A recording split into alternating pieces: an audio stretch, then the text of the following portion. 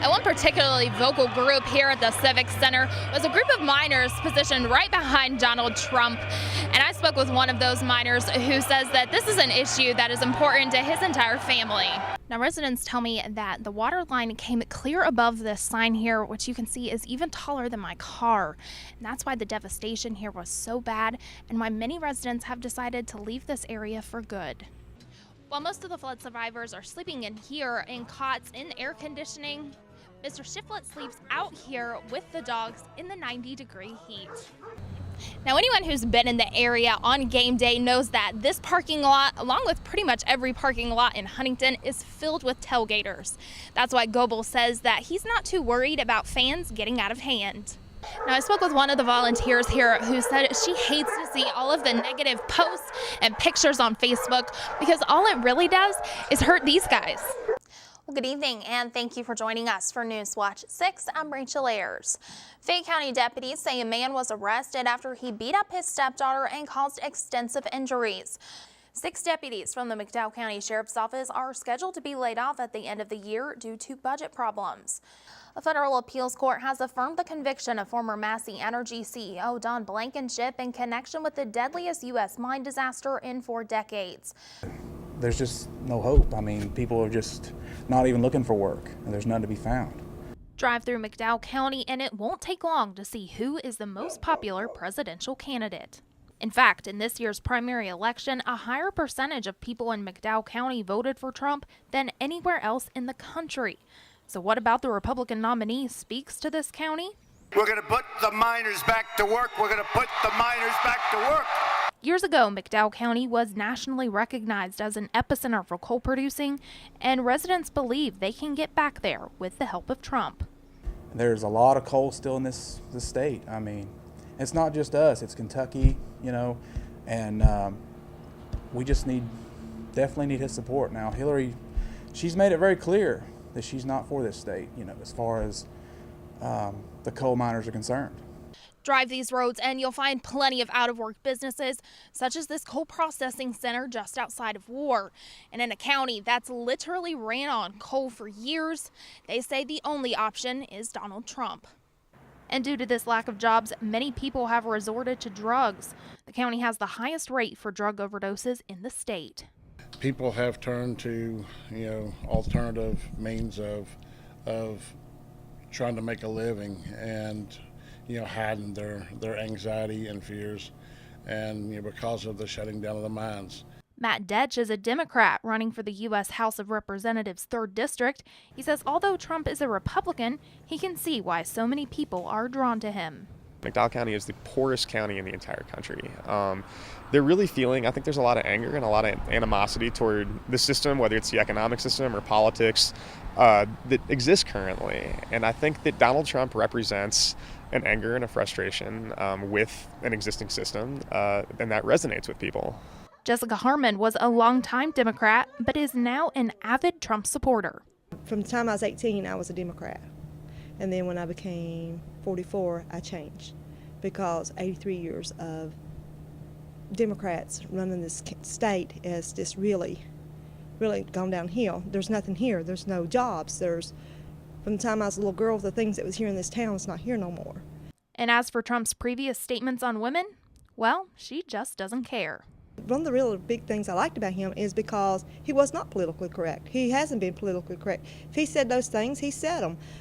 I used to work at the courthouse with women, 9 other women. They said worse things than he has. So to me, to degrade him for that or take him down for that is no reason not to vote for him. But for her to say that, Hillary to say there will be no coal in West Virginia, that's a reason not to vote for Hillary. The sentiments of McDowell County seem to ring true through most of West Virginia. Political website 538 projects Clinton has a 0.3% chance of winning the Mountain State. While it may be safe to assume Trump's win in West Virginia, national polls remain tight less than a week outside of the election. In McDowell County, I'm Rachel Ayers for Newswatch. Angels come in many different forms. For the people of Raynell, angels came in the form of deputies, church members, and volunteers. When the water began to rise, the Anstead Baptist Church opened their doors to those who needed help. Shelter manager Libby Campbell says while it's heartwarming to see all these people coming together to help, it's not surprising. To me, this is ordinary for our community. They've always done it. You know, I love our community. You know, you can come back tonight and you'll see 3 times this. In fact, we could probably, by the time we get through, help the other shelters. But if I'm understanding right, some of them's coming here. And this church has just opened it up. They've opened up their classrooms. They opened up their sanctuary last night, where most people would not say. We've had 30 dogs and cats. So, no, it doesn't surprise me. It's heartwarming, but it doesn't surprise me. These volunteers, deputies, and rescue workers have become a pillar for these people to lean on, but even angels can't walk away unscathed. It's heartbreaking. I had a little girl come to me at 4 o'clock this morning. She got off the bus. She was teary-eyed. She was dirty. She was wet. She just come up to me.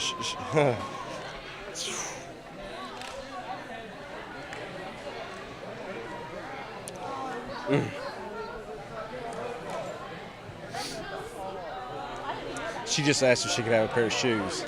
This shelter is now filled to capacity with over 200 people staying there, but another Anstead shelter has opened at the Sunday Baptist Church. Our local communities are proving to us all that angels truly do walk among us.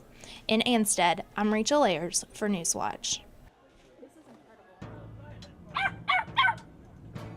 For many people, their dogs are like their children, and that's no different for the people who lost their homes in last week's floods. But they have so many other things to worry about.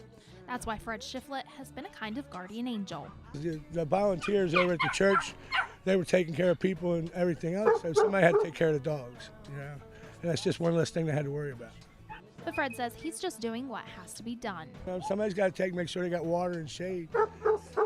If they get out here in this hot tennis court, you know, without a lot of water, then someone could get sick. While most of the flood survivors are sleeping in here in cots in air conditioning, Mr. Shiflett sleeps out here with the dogs in the 90-degree heat.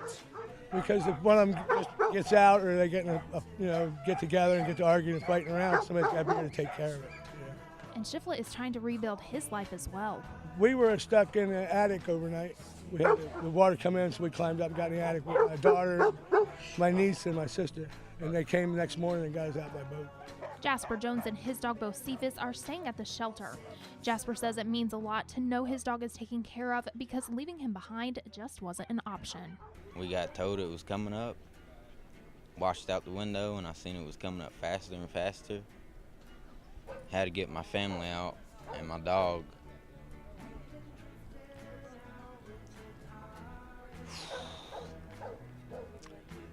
I couldn't leave my dog. It means everything for me. I saved my dog. I couldn't leave him there. I'm just glad I still got him. While Mr. Shiflett seems to feel that he isn't doing anything special, but simply doing what's necessary, it's clear that he is a guardian angel for these 4-legged children. In Hico, I'm Rachel Ayers for Newswatch.